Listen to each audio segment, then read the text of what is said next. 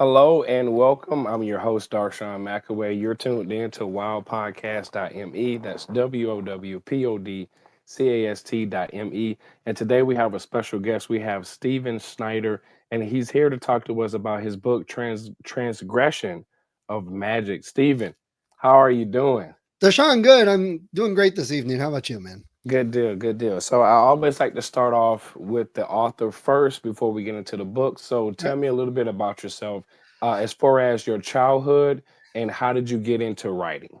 Yeah, so I had a pretty good childhood. Did a lot of things. Spent a lot of time camping in scouts. Had some pretty exciting adventures in that. And when I got older, got married, had kids, that's what got me into writing.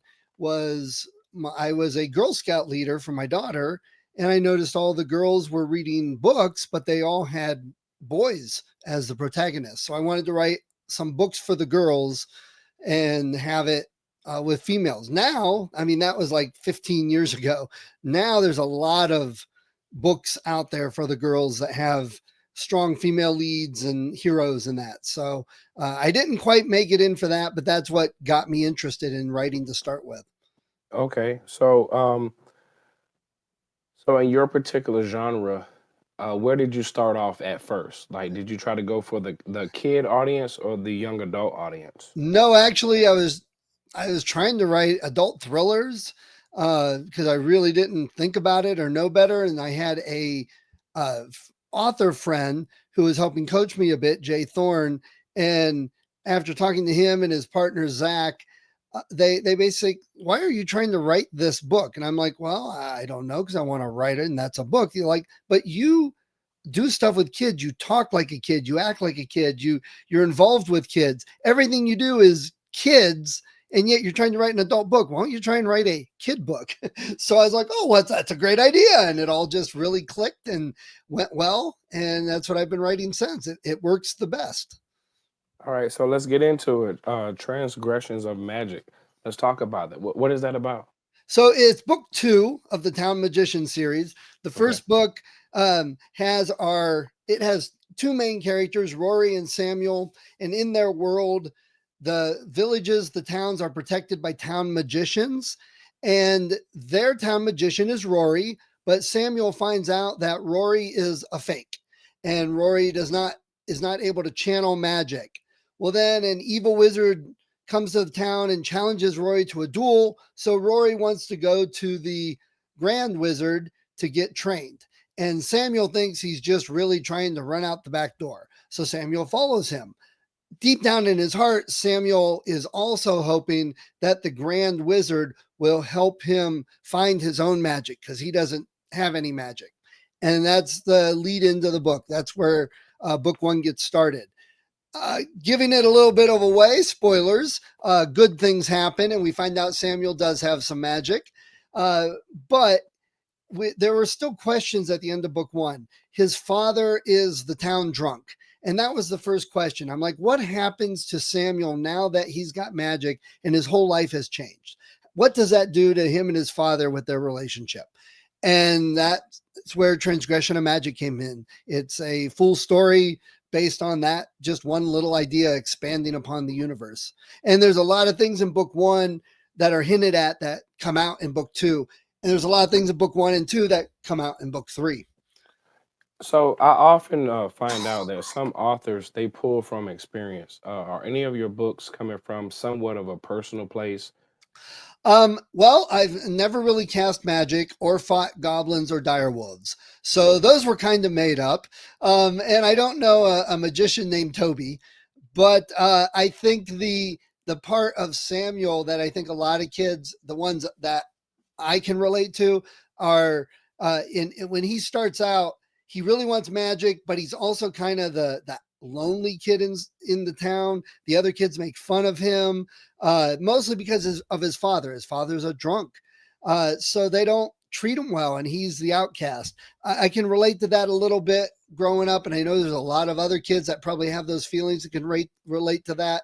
So it's a coming of age story. It's hope, but I also am very big on using imagination and seeing the world in magical ways. And I think too many kids miss that. They go right into only staring at screens to going out and you got to work on sports for maybe making $1 million as an adult because you'll play sports, or you got to do this, and they miss out on a lot of the kids stuff. And I tell lots of my friends, adult friends, when they went and saw the new Star Wars movies over the last 10 years, they're like, oh, I don't like this. I'm like, but you're looking at it as a 50-year-old adult. Look at Right. it like you're a 12-year-old kid. Right. And a lot of adults have a hard time with that. And my writing comes from that place of seeing magic in the world.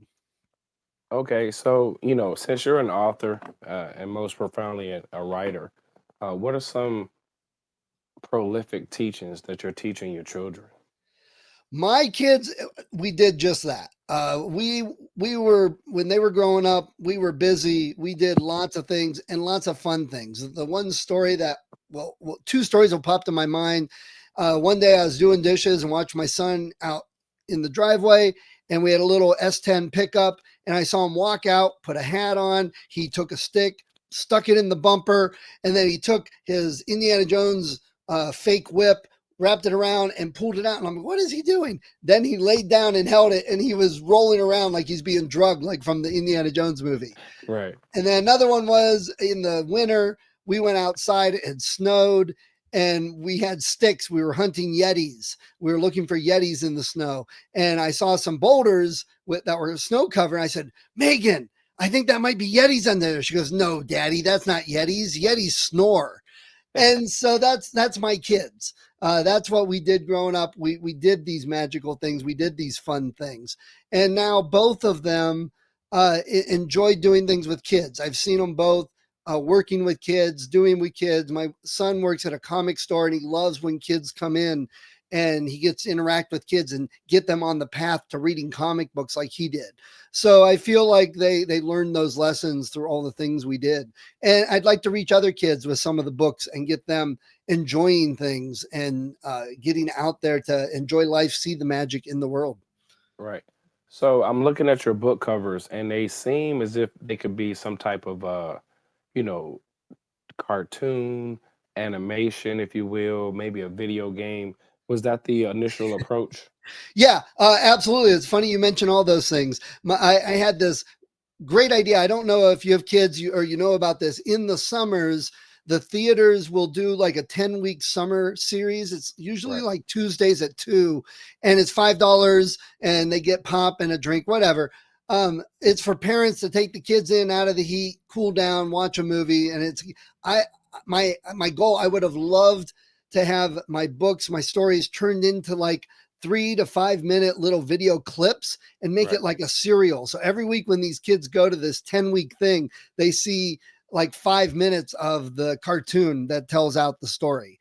And you mentioned video games. That's the other thing I work on, is working with kids to teach them how to tell stories to make video games. Because in the video game world, there it is now an actual title called narrative designer that you can get hired and do the stories for video games, but you have to know how stories work, and then you have to know how they work differently in video games. So I'm actually teaching a class, writing a book for that, to work with kids and teach them how to tell stories in video games as a future career.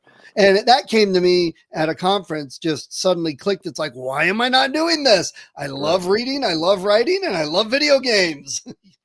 What, I think that's a great idea because as I'm looking at your books and I'm reading the description, I mean, it comes off that way, and it would be great to see. Yeah, and I've got another series I'm working on, and the video game class I teach uses a system called Bloxels.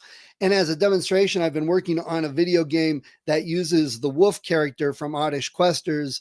He goes on a quest in the video game to find cryptids to help protect them from hunters like Bigfoot, Chupacabra, and things like that. So I'm working on a small video game for that. Got you, got you. I may need to connect with you to do the video game thing because I want to do a video game, but I'm not too for sure how to do it. So, are you into social media? Are you doing anything on social media? Yeah, I try to. It's difficult. I do have a Facebook, SAS author. Um, I don't put a whole lot there. I'm trying to do more. I've got an Instagram because that's where a lot of teachers are, and I try and in my books, I put in words to know, I put in discussion questions, and I put in writing inspiration. So teachers and homeschool teachers, parents can get my book and have everything they need to help kids to write, create their own stories, do spelling, all of those things. Okay. All right. Listen, man, you seem like you got your hands full. I'm extremely proud of you. Thank Thank you. you for reaching out to the youth, and thank you for being a great dad. I don't think Thanks. us men hear that enough. You're being a I, great dad. Yes, I agree. I agree. Too often men get forgotten, Yeah, or that they're not important in kids' lives, but they really are. And I think I did a lot with my kids as they were growing up that they remember well. yeah, yeah. You seem like a fun dad, and you're definitely somebody I would love to stay in contact with.